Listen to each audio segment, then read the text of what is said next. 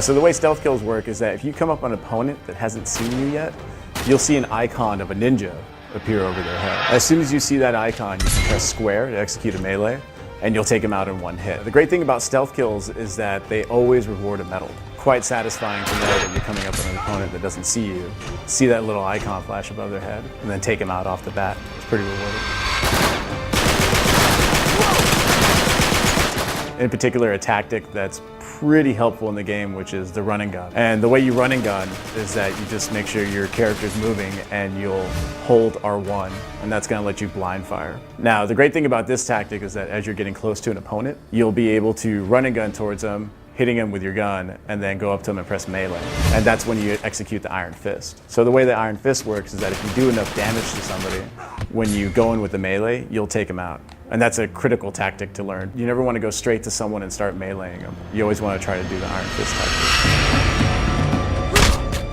tactic. If you do find yourself in a situation where you're going to be trading melees back and forth, you can roll. And roll is really handy because you'll avoid that person's melee, get behind them, and then you can start shooting at them. Run and gun, while a very good tactic, really the best way to roll all the time is to go into aim mode. And to do that, you're going to hold L1 and then press R1 to shoot your gun.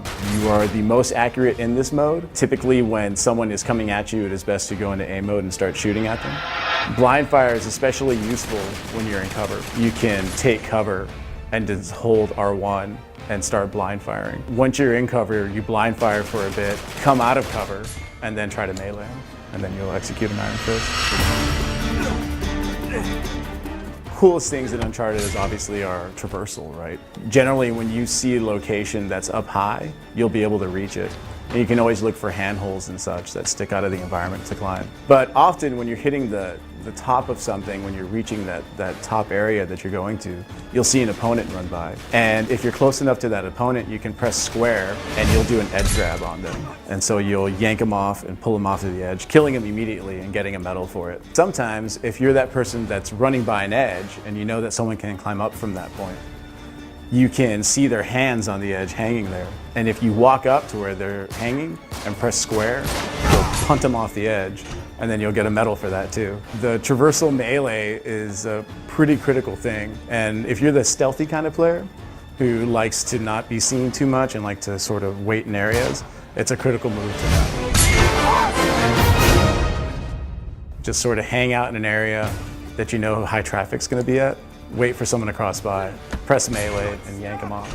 The other cool thing about traversal is that, say you're climbing a wall and there's an opponent next to you, you can also melee them off that wall. So if you push in the direction that your opponent is and press square, you'll kick them off, or you'll jump up and grab them, or you can kick them down if they're below you. I'm on fire! I'm unstoppable!